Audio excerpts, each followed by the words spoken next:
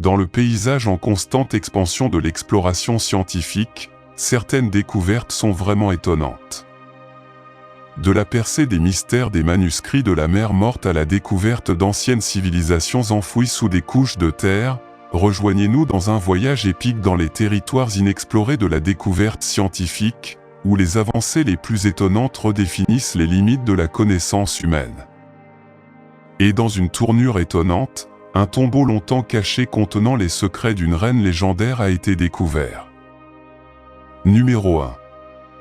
En 1995, une découverte révolutionnaire a été faite sous les sables de Gizeh. Menés par Kent Weeks et son équipe, leurs fouilles ont mis au jour des chambres souterraines, apportant un nouvel éclairage sur ce site antique. Certains chercheurs non conventionnels ont proposé des spéculations suggérant que l'histoire de l'Égypte pourrait s'écarter du récit officiel. Ils ont proposé que les célèbres pyramides, souvent attribuées aux Égyptiens, pourraient être des répliques de grandes structures d'une civilisation mystérieuse et antérieure. Les partisans de cette théorie ont souligné des schémas d'érosion importants sur les pyramides et en particulier sur le Sphinx. Ils ont fait valoir que ces marques d'usure faisaient allusion à un âge beaucoup plus avancé que ce que l'on croyait traditionnellement.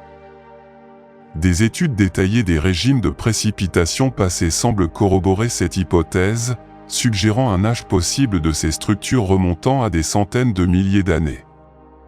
Cependant, de telles affirmations représentent un défi pour l'histoire humaine établie, ce qui suggère que l'Homo sapiens est apparu beaucoup plus tard.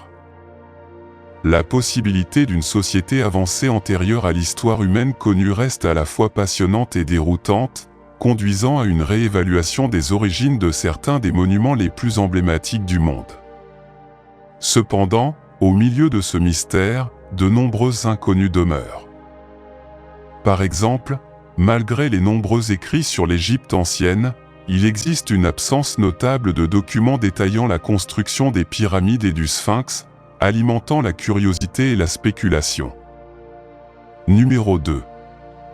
Un autre site d'une grande importance est Ulbuk, qui se distingue par ses anciens murs massifs entourant l'entrée au sommet d'une colline naturellement formée. Cet endroit remet en question les hypothèses académiques établies, hébergeant des couches d'histoire prêtes à être explorées. En creusant plus profondément, les chercheurs ont découvert un plateau méticuleusement construit, intentionnellement façonné par des mains humaines. Cette révélation a brisé les croyances antérieures, révélant la conception sophistiquée des entrées stratégiquement conçues pour dissuader les envahisseurs. Au sein de ce complexe, un réseau de grottes descend à 800 mètres sous terre, menant à une chambre funéraire cachée. Ici, parmi des trésors remarquablement préservés contre les ravages du temps, se trouvent des momies comme on n'en a jamais vu auparavant. Ces momies, avec leurs détails du visage et leurs vêtements préservés, suggèrent une culture dotée de compétences et de croyances avancées, remettant en question les théories existantes et promettant de percer l'un des plus grands mystères de l'archéologie. Malgré le pillage généralisé des tombes anciennes au fil des siècles, cette chambre funéraire est restée cachée et intacte jusqu'à sa récente découverte, avec le potentiel de réécrire les livres d'histoire. Numéro 3. Les scientifiques découvrent une reine vieille de 800 000 ans en Égypte, et ce n'est pas ce que vous pensez. La reine nommée Bastet était célébrée comme une prêtresse respectée qui portait le titre estimé de « sainte chanteuse ». Elle venait d'une lignée distinguée, étant la fille de Nok, le grand prêtre estimé d'Amon au cours de l'influente 22e dynastie, qui s'étendit d'environ 945 à 712 avant JC. Bastet a trouvé son lieu de repos éternel dans un tombeau situé dans l'enceinte sacrée de la vallée des rois. L'inscription trouvée sur le cercueil de Bastet offre un aperçu profond de son héritage familial et de ses relations estimées. Son père, Nakhfmut, occupait le rôle prestigieux de « celui qui ouvre les portes du ciel » à Karnak, temple clé de l'Égypte ancienne, réputé pour son importance religieuse et cérémoniale. Sa position mettait en évidence son influence lors des pratiques spirituelles et cérémonielles de cette époque. Une remarquable stèle en bois découverte à côté de sa dépouille montre Bastet dans un profond acte d'adoration devant une figure divine mêlant les attributs du dieu Soleil et d'Osiris. Emblématique des profondes croyances et pratiques religieuses de son époque. Cette représentation illustre non seulement leur dévotion, mais offre également un aperçu de la cosmologie complexe qui a façonné la spiritualité égyptienne antique. Numéro 4. L'Arche d'Alliance est une relique importante pour le christianisme, le judaïsme et l'islam, et c'est également l'un des objets les plus mystérieux de l'histoire.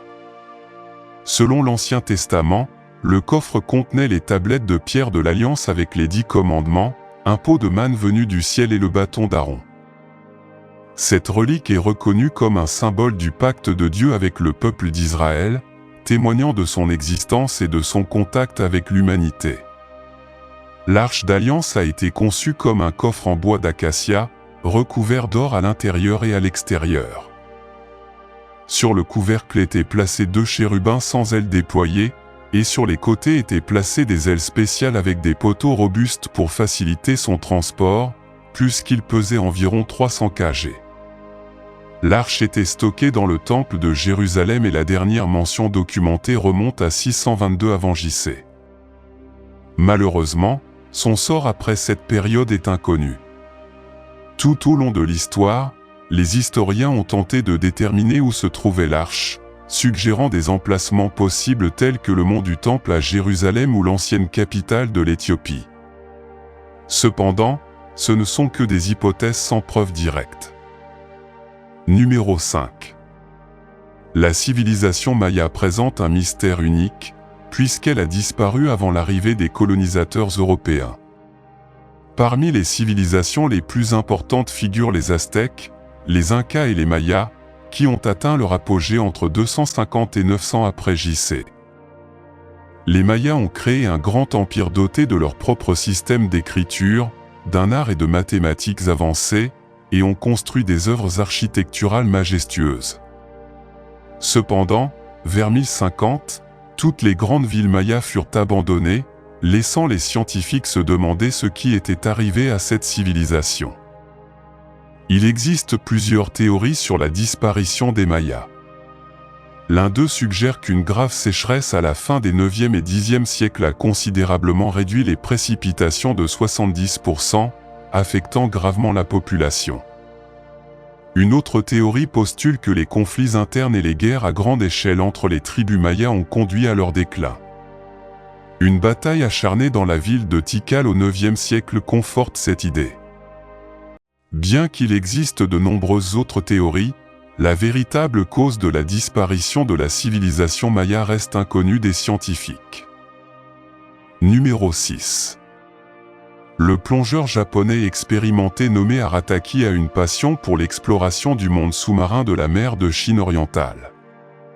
En 1986, il fait une découverte fascinante d'immenses rochers sous-marins dotés de terrasses et de protubérances, certaines même rectangulaires. Cette formation ne semblait pas naturelle, donnant l'impression d'être une création humaine. Le professeur Masaki Kimura, expert en géologie marine et sismologie à l'université de Ryukyu, a consacré 15 ans à l'étude de ces étranges roches, connues sous le nom de monuments Yonaguni. Après ses recherches, il a conclu que ces structures en pierre se trouvaient à la surface il y a 10 000 ans et avaient été créées par une civilisation avancée inconnue. Cependant, certains scientifiques sont sceptiques et soutiennent que ces formations sont naturelles. Malgré les opinions divergentes, le monument de Yonaguni reste une destination populaire parmi les plongeurs et ceux qui croient que ces pierres sont les ruines d'une ville antique.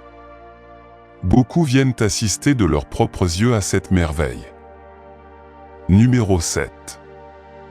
Les débats sur l'existence de l'Atlantide persistent aujourd'hui.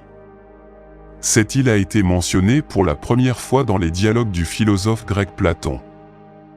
Selon ses écrits, l'Atlantide était située dans l'océan Atlantique, à l'ouest des colonnes d'Hercule, face aux montagnes de l'Atlas, dans la région nord-ouest du continent africain, près du détroit de Gibraltar. La légende raconte que l'Atlantide a été submergée par un terrible tremblement de terre en l'an 9, s'enfonçant dans l'océan pendant la nuit. Bien que cette catastrophe se soit produite à une époque où l'humanité ne disposait que d'outils primitifs, les habitants de l'Atlantide auraient été très avancés, construisant des temples, des ponts et des navires. Platon, en parlant de cette civilisation, a montré qu'il ne s'agissait pas de son invention, basée sur des documents écrits anciens. Malgré les efforts des archéologues au fil des années, aucune preuve concluante de l'existence de l'Atlantide n'a été trouvée. Bien que des ruines submergées soient parfois découvertes dans différentes parties de la planète, rien ne prouve qu'elles appartiennent à l'Atlantide. Certains experts suggèrent qu'il aurait pu être localisé en Antarctique. Quoi qu'il en soit, l'Atlantide reste l'un des endroits les plus mystérieux de la Terre. Numéro 8. En 1922, l'archéologue Howard Carter et Lord Carnarvon ont découvert l'une des découvertes les plus importantes de l'histoire de l'humanité, le dernier lieu de repos du jeune pharaon Toutankhamon. Avant cela, le tombeau du jeune pharaon égyptien Toutankhamon se trouvait caché sous les sables de la vallée des rois, inconnu depuis des siècles. De nombreuses tombes de la vallée ont été pillées au fil des années, mais celle de Toutankhamon reste insaisissable. Imaginez la joie des archéologues lorsqu'elle fut enfin retrouvée après des années de recherches méticuleuses. Carter a fait la découverte le 4 novembre 1922 lorsqu'il a trouvé des marches menant à une porte scellée. Carter et Lord Carnarvon ont découvert la tombe intacte de Toutankhamon, remplie d'objets étonnants tels que des statues, des bijoux en or, des chars et des armes, dont le masque emblématique du pharaon. Symbole de l'Égypte ancienne, ce masque est une superbe œuvre d'art en or avec des détails complexes. Le tombeau a fourni des informations précieuses sur la vie et la culture de l'Égypte ancienne, permettant aux historiens et archéologues d'étudier l'époque du pharaon. La découverte a également déclenché l'égyptomanie, influençant l'art, l'architecture et la mode. L'histoire du jeune roi et la découverte de son tombeau ont captivé les gens du monde entier, alimentés par des légendes de malédiction. Aujourd'hui encore, nombreux sont ceux qui croient à des châtiments terrifiants pour ceux qui ont révélé la tombe de Toutankhamon. Numéro 9. N'allons pas encore trop loin de l'Égypte. Voici une autre découverte inattendue liée à cette grande civilisation. En 2016, des chercheurs utilisant des techniques avancées de physique des particules ont découvert un vide mystérieux dans l'emblématique Grande Pyramide de Gizeh en Égypte. Ils ont utilisé la radiographie muonique, quelque chose d'assez similaire à une radiographie. Ces particules, issues des rayons cosmiques qui impactent l'atmosphère terrestre, peuvent pénétrer des matériaux solides comme les pierres de la pyramide. En mesurant où passent davantage de particules, appelées muons, les scientifiques peuvent détecter des vides ou des zones de plus faible densité au sein de la structure.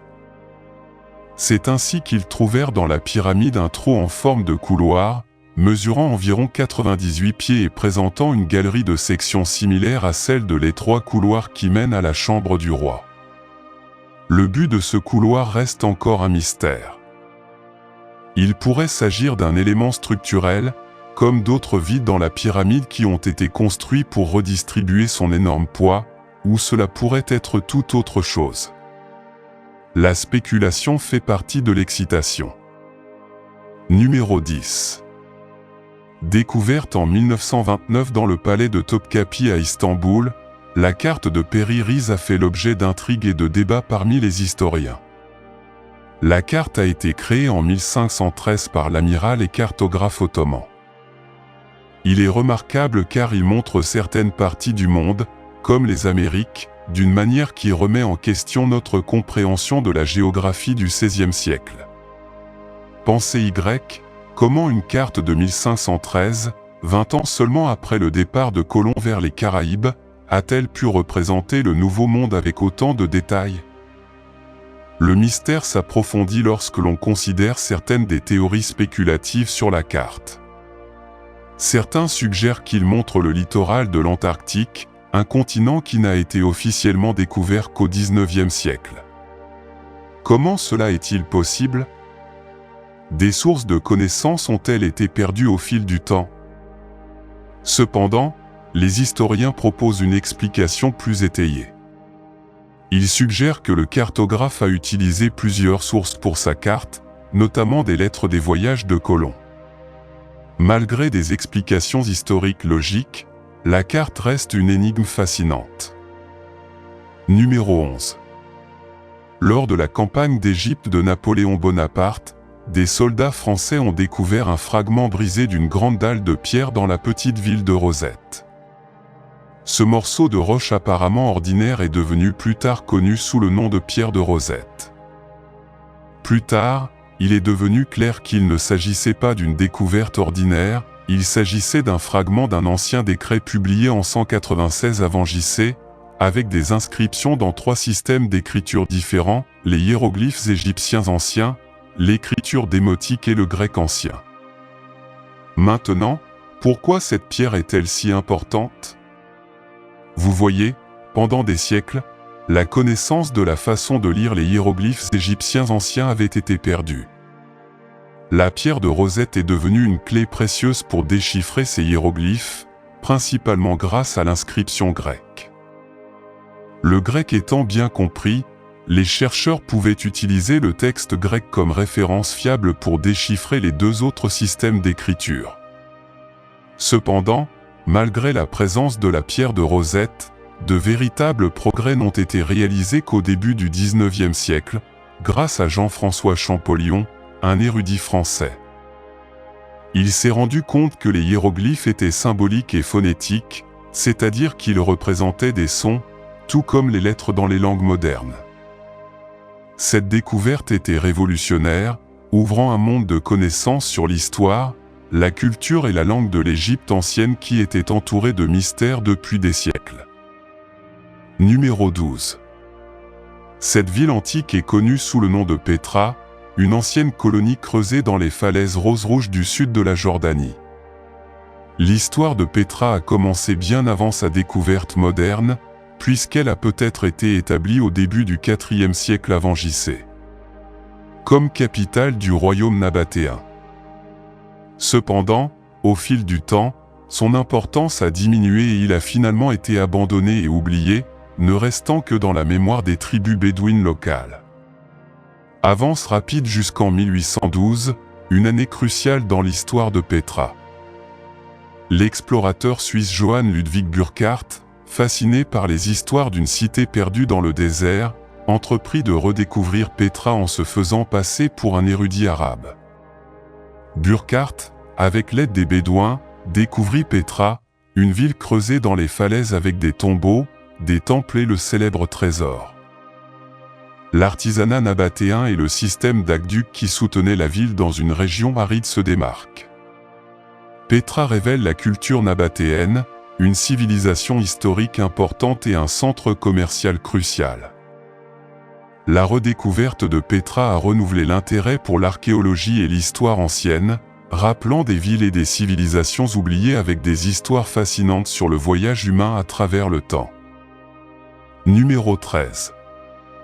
Les lignes de Nazca, une série de grands géoglyphes anciens situés dans le désert de Nazca, au sud du Pérou, représente l'une des découvertes archéologiques les plus énigmatiques et fascinantes de notre planète. En fait, vous les reconnaîtrez peut-être comme l'un des endroits les plus populaires et les plus mystérieux de la planète. L'histoire des lignes de Nazca commence avec leur création, qui aurait eu lieu vers 500 avant JC. À 500 après JC pour le peuple de Nazca. Ces conceptions vont des lignes simples et des formes géométriques aux représentations complexes d'animaux, de plantes et d'êtres imaginaires. Cependant, pendant des siècles, ces lignes sont restées largement inaperçues en raison de leur ampleur et de leur éloignement. Les lignes de Nazca, formées par des figures massives d'oiseaux, étaient cachées jusqu'à ce que les pilotes commerciaux les aperçoivent au XXe siècle. Dans les années 1940, un historien américain en révèle l'ampleur et la précision astronomique, religieuse ou rituelle. Bien que leur objectif reste spéculatif, Leur préservation dans le désert de Nazca pendant des milliers d'années ajoute intrigue et mystère à ces géoglyphes.